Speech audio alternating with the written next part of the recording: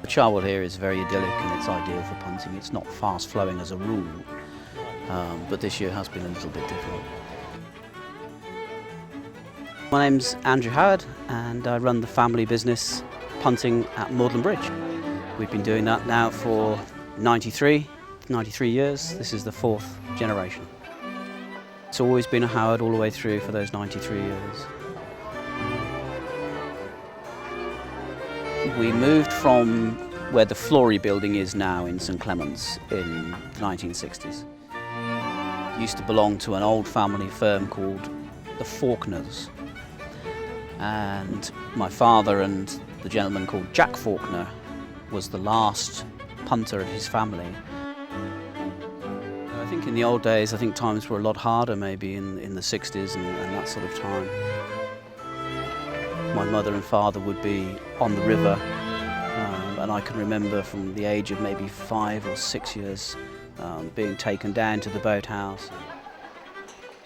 You can remember them both working in the winter on the boats, that's for sure, because they couldn't probably afford to have full-time carpenters or whatever they had in those days. And a lot of the work was done just between the two of them. But things have changed now.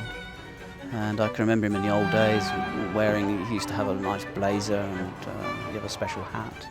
Very nice hat. He used to have two special ties. I can remember that on the back, but I can't remember the colour. I think it's quite important to be close to the back as you're steering. The closer you are to the back, the more effective that is. And to begin with, you will be slightly turned towards the side which you favour if you're right-handed, generally your right-hand side. The pole needs to be close to the side, and then straight through your hands to the bottom. Then it's just a case of pushing down very slowly, just to get a little bit of momentum going forwards. My name's Chris Poppy and I've been punting for 14 years now. First time I came was with a couple of friends from Imperial College London. It was our office day out, and since two of them had studied at Oxford, we thought it was a good idea come punting. And ever since we've been hooked. We've come every year, first Saturday of July, and we've never had bad weather or experienced any other problems, except this year that there's flooding and we couldn't punt to Charwood Boathouse as we used to. You know, it's not everybody who wants to stand up on the end of a boat in 10 foot of water and then go shopping or go and have their dinner, is it? It's a bit of a challenge, punting, and that's what it's about. We had some American family go out and I guaranteed him that he wouldn't fall in, and he left the landing stage and the front of the boat went across and hit the bridge literally 10 seconds.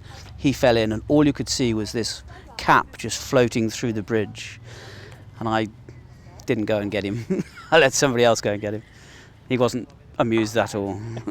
The key and the secret, and what people don't always know, is that you need to hold the pole at the top so you don't pull it back up immediately, and from this position you steer just by sweeping to the left or the right, so it works like a rudder behind the boat basically.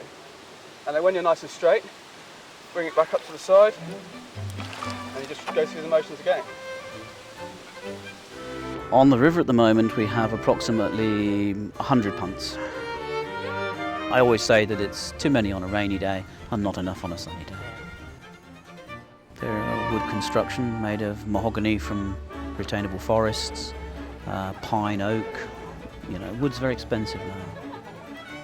The business started by some kind of river transport, and I would think that my great-great-grandfather would have bought a boat of some kind, carrying cargo or passengers or whatever it was they used to do in the 1900s or whatever, and they've developed now to this size purely for pleasure.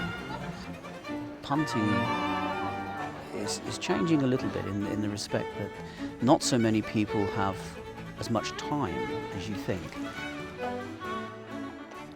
They don't want to come onto the river and spend 2 or 3 hours like the old days. You used to take a picnic out all day. It doesn't happen now. People would rather go with a chauffeur or a guide. Days of self-punting may be limited. I've got 2 sons and like most teenagers, they don't maybe appreciate the finer things in life as punting is.